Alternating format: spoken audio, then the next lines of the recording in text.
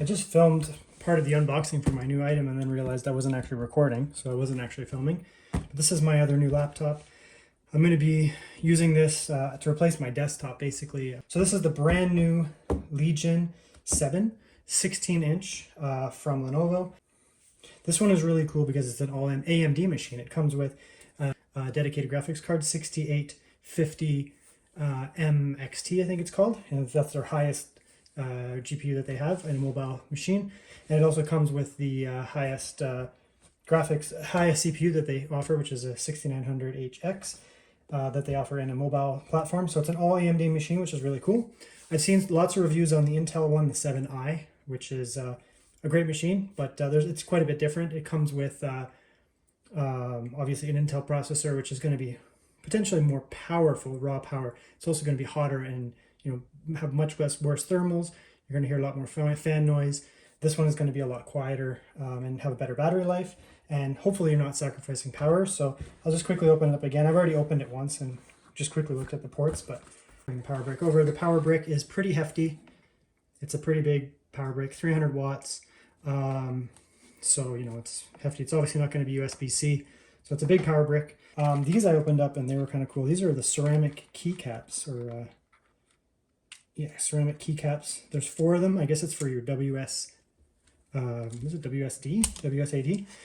So when if you're playing a lot of games on it, you're gonna wear down the plastic-based keycaps on there. So with these, it's ceramic, so you're not gonna wear them down. So you can swap them out. Looks like it comes with 2 sets of the whatever these are called, the things that they hook into, and then it has the 4 ceramic keys, so you can have that, which is kind of neat. I'm not going to be playing a lot of games directly on this. It's going to be primarily docked, and so I'm not going to do this right now, or if ever, because I'm going to be using a normal mouse and keyboard. And when I take it with me, I'm primarily taking it with me to do work, not to do gaming, but it's capable. So that's kind of cool. It comes with that. The device is pretty heavy. I'll put the weight on the screen, but it's over 5 pounds for sure. It's not a small laptop by any means. For what's in it, it is light, considering the amount of cooling in it and the amount of specs that's in this. This is an incredibly powerful laptop. Possibly the most powerful gaming laptop, consumer laptop you can buy. There might be a little wiggle room when it comes to AMD versus the NVIDIA Intel variants in terms of power to battery ratio, but it's going to be punching at the same weight as the 7i, basically. So in terms of what it has, let's look at the I/O. You get 2 USB-C here. One of them is this. I think it's this one here is the USB 4.0, which is a massive upgrade. People who have Thunderbolt ports, like Thunderbolt 4, know how important this is. And I'm going to be using this with the dock. So by having Thunderbolt 4, and this is at 40 gigabits, I'm able to hook up a dock, which I have over here. And in that dock, I can power 2 external monitors, 4K external monitors. I can have an SSD dock, which with 2.5 and 2.5-inch SATA drives, external hard drives, keyboard, mouse, speakers, Ethernet, all of that going through that port, just that port. All of that can go through there, which is phenomenal. You have a second port over here. This is USB-C 3.1, so you're capable of doing a display. You can do power to you can do display port over that, and you can have a third monitor if you want, or if you want a dock on that one and just a monitor on that, you can do that. Or you can use dongles of different types. Like these are USB 3 capable. Lots of different things you can use, but what I plan to do is have my dock hooked up there with a single display, and then I'll have the display port on that one there. So I'll have 2 pieces hooked in there, which is cool. Really nice. This side over here, you get like a camera shutter thing. It's an E-shutter. I don't know what that means. It's not going to physically block your thing, so I wouldn't trust it, just whatever. Headphone, microphone jack, another 3.1 port there, which is nice. On the back, you get Ethernet, dedicated Ethernet, which is nice. You get another 3.1 port here. This one says power delivery. So if you have a portable monitor or something, some of those portable monitors don't actually have power, dedicated power. So you can power it off of that, or whatever your device is, you can power it off of that. HDMI 2.1, which is good, so you can do whatever off of that. 2 USB-A. This one here, I think, is like an always-on port if you want it to be. So you can have things charging off of it, or things running, even if your machine is off or sleeping. So you can have that running, and that's the power there. So lots of ports on this machine. So there you go. That's the cooling there. Big fans, almost like jet fans on it. On the bottom, big vent there with dual fans there. Speaker grills here. So there you go. That's the nice feet to rest it up a bit, so you get, you know, some airflow. Power. Must be speakers there too. So I guess you get speakers at the top and the bottom. These are probably more bass focused. That won't be a vent, that'll be speakers. So there must be a lot of audio capabilities here. Audio by Harman, whatever. You get a dedicated number pad. Screen has like no bezels whatsoever. Tiny little bezels. Massive screen. There's your camera up there. Probably your mics in there and stuff too. So yeah, there you go. That's a look at the outside of it.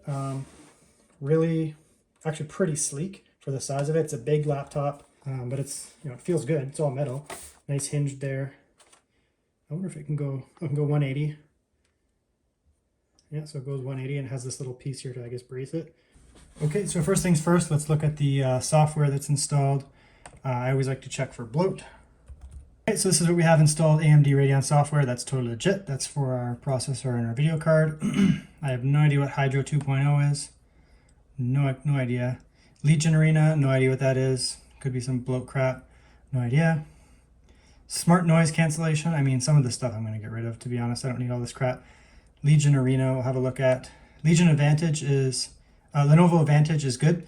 That's where you can control like maximum power. So if you have the thing plugged in all the time, you know, you can set it to only charge up to say 60%.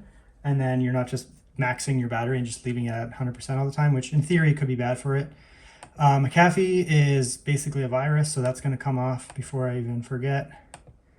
All right, well, I don't know what Toby Experience software for, I mean, a lot of this stuff I'm going to get rid of. I don't need that. I don't need that. But you can certainly come in here. You can go to, you know, your device, system update. I'm sure that there's actually stuff here, and update your computer. So I'm going to do that, and then I'll come back once it's updated, because, you know, that'll use some resources and the fan will be going. But we'll make sure it's nice and updated first. But I suspect, you know, anytime you get a new laptop, you're going to get a fair number of updates. So there's a BIOS update right off the bat. Expensive right now.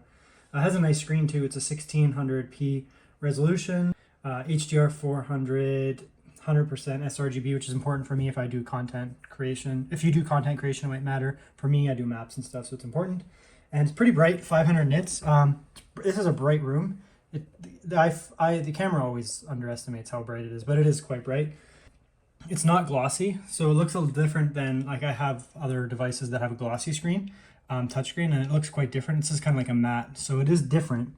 Some people like that, some people don't, but it's also not reflective, super reflective, whereas a glossy screen is. So that's quite nice. The trackpad is quite nice. I don't know if it's a glass topped one, but it's very precise. I find Lenovo trackpads are very precise. I find Asus also has really nice trackpads. This is quite nice. I don't feel any, you know, delay. It's smooth, but it's not glassy like some. The Razer blade that I had the worst trackpad I've ever used since, I don't know, like the early 2000s. It was garbage. I don't know why people praise it. It's terrible. This is quite nice. Typing, let's get a little typing feel here. I'm at a weird angle here, but we'll try this.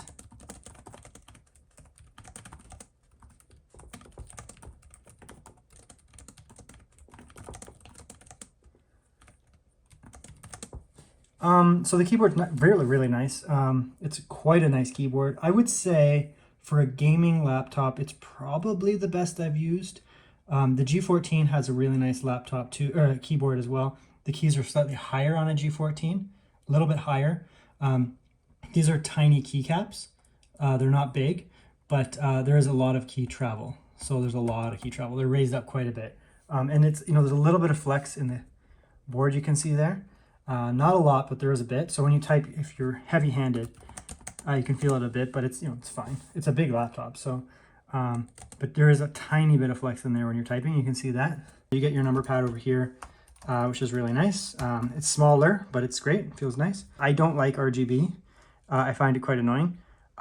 So that's kind of cool. When you hit F function key, it gives you, that's cool. It lights up some of the standard things I guess people would use.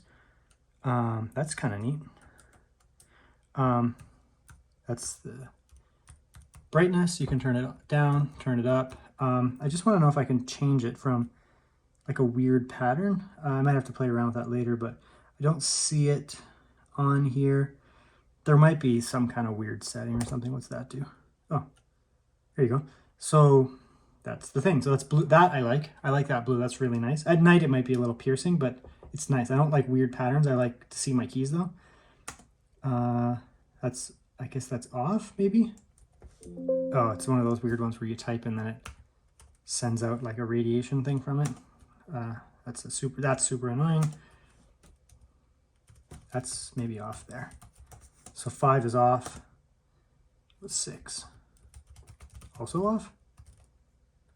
And that's your annoying thing. So for me, I'd probably go blue. You can probably change the colors, would be my guess too. I don't know. All right, so I think you can get a software like iQ or something to change that. I'll play around with it later, but I mean, I'm sure that it's customizable regardless. Not for me, but whatever. I actually clicked on this when I was looking X-Rite Color Assistant. I think you can change the like the actual type of screen color you get, which is kind of cool. So let's look at this here. So sRGB, oh, that changed quite a bit. So that's going to be sRGB standard, I suppose.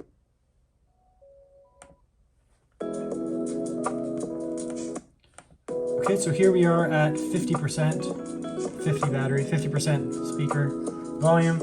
It sounds really nice.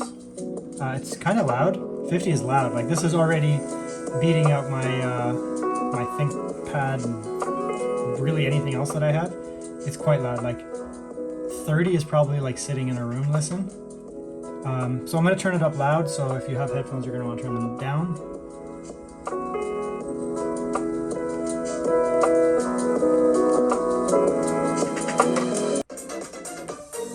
That's really nice, actually.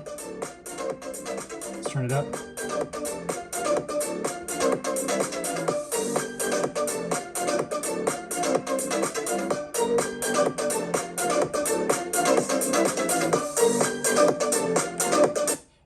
Okay, so for the speakers, you could basically have this as like a setup in a room and like listen to this with other people listening to it. It's very loud, very, very loud. And the sound is quite nice, actually. It sounds great. So, yep, really, really nice speakers.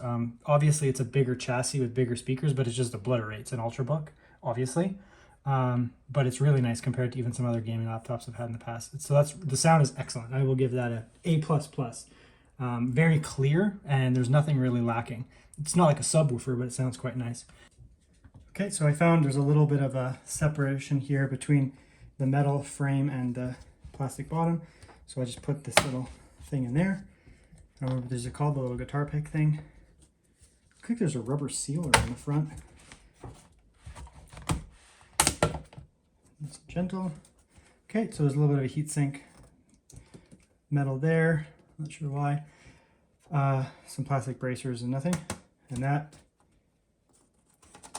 feels like plastic, but it's probably like a thin metal or something, but it doesn't feel anything special.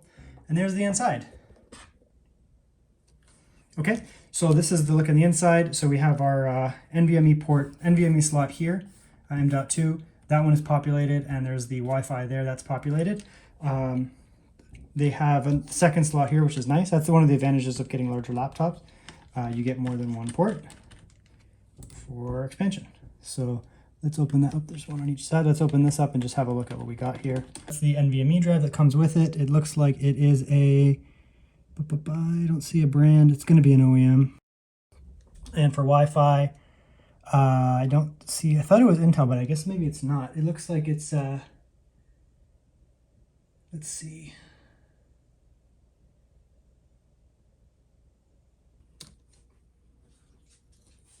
Okay, so there's the coin cell battery for your BIOS, CMOS, I guess. So if that goes toast, you know, it's years down the road, you can replace it. There you go, that's where it is. If someone's watching this video years down the road, that's where it is. So we're gonna put this in here. I think you can only do one-sided. I'm not sure though if that's true.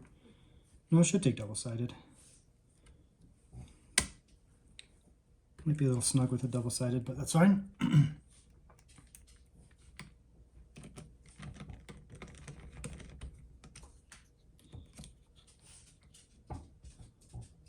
But there you go, that's the upgrade there. The RAM is under here. I'm not going to open it because there's no point. But the memory is under here. It looks like it has a heat shield, which is nice. Yeah, it's all kind of built in, which is kind of annoying. But it is not soldered. So you can replace the RAM there. You can open that up.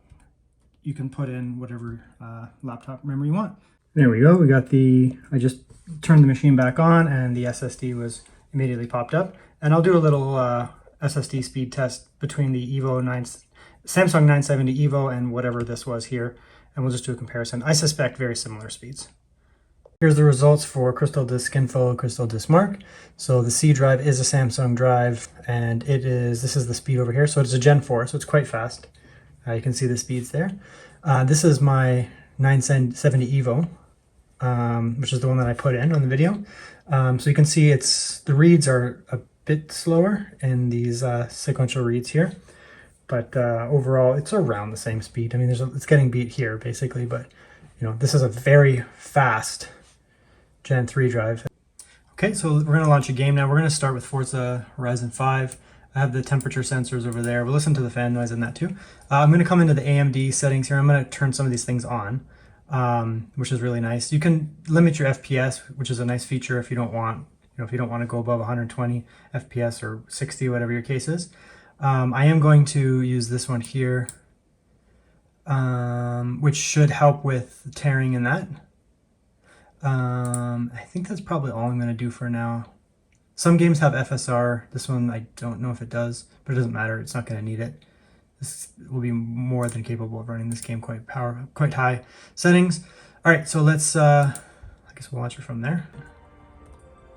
So ultra settings there, and highest resolution, and there's an HDR. For some reason, it's not detecting it. This is an HDR screen. It is capable, so that might be a little wonkiness, but yeah. And resolution upscaling, we don't need to do that right now. So we're just going to leave everything absolutely maxed. But we'll see here. You'll always drop a second to get the assets loaded in. Alright, so we're sitting at 120 FPS. GPU's being blasted, but now we're above 120 FPS. So, you know, very, very high FPS settings, and everything is absolutely maxed. VRAM is not being utilized to the fullest, so that's good. There's a moment of hitching here and there. That could just be because I just loaded the game up. Let's have a look. Yeah, it's playing well now. So CPU is only at 50%. This is a very powerful processor.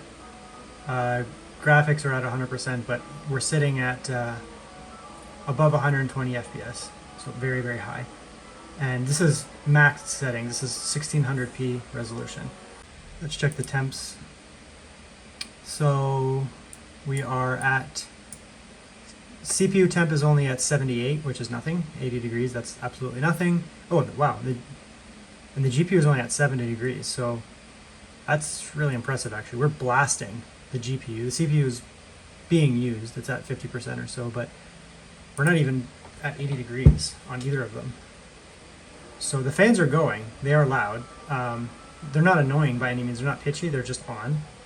And the music is like off. So you turn your sound up to like even that, and I can barely hear the fans anymore. The camera might pick it up, but and I can turn the music up even more. But yeah, I mean, that's actually pretty impressive. We're pretty much, it's not quite as powerful as my desktop was, the 6900 XT and 5900X. But it's pretty close. I think that one was at 150 or 160 FPS max. We're pretty close here. This is very impressive. All right, so here we are back on my external monitor. It's a Dell ULTRAWIDE. It has 144 frames, 144 hertz refresh rate, so we'll set this to 144 FPS. And we'll just leave everything else on max. I suspect it'll perform well. I don't think it's going to get 144 frames, obviously, because we've actually increased the resolution here by quite a bit. Okay, so let's see how it performs. Give it a sec to load in some stuff. So it looks like we're at about 100 FPS. So we dropped down about 20, 25, but this is a dramatically improved aspect. This is a dramatically improved resolution. So, you know, we have a lot more pixels we're pushing here. So basically, this is a laptop. We're playing Forza Horizon 5, absolute max everything. 165 hertz refresh rate on the monitor. And this is a 1440p ultra-wide monitor. So this is a very demanding experience. And wow, does this look ever stunning on an ultra-wide. I've never played this game on an ultra-wide, and it is very immersive. Yeah, so, you know, we're well over 100 consistently, and we're sitting at 112, 115. What more could you possibly want than 120 frames per second, Forza Horizon 5, 1440p ultra-wide, ultra everything.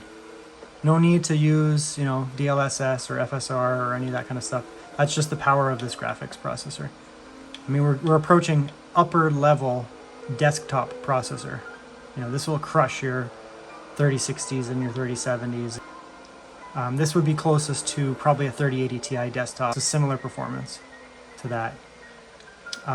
The fans are actually not that loud. It has a very effective cooling, I will be honest. And I'm assuming that it's probably keeping it pretty cool. So CPU 80, so we're a little bit warmer now, 81, which is good. You know, we're actually using the processor. What's the GPU at? 68. Holy smokes, that's cool. The max over here on all these dies, the absolute max is 80 degrees we've hit. That is insane. Maximum on the CPU, depending on which die, 80, I can't really see that, 87, I guess. So we're not even hitting 90 on either of these. The GPU is not even hitting 80, has never hit 80. And this is 100% utilization on the GPU, just blasting it with this high resolution. And we're not even hitting 80 degrees. And the fans they're on, I can hear them, but they're not annoying by any means. All right, I'm gonna show one more thing here. If you go into BIOS, right now it's set up to, well, it was set up to discrete graphics, meaning it's basically a MUX switch, MUX switch, so it turns off the discrete graphics altogether. So it actually gives you better performance. So that's really nice.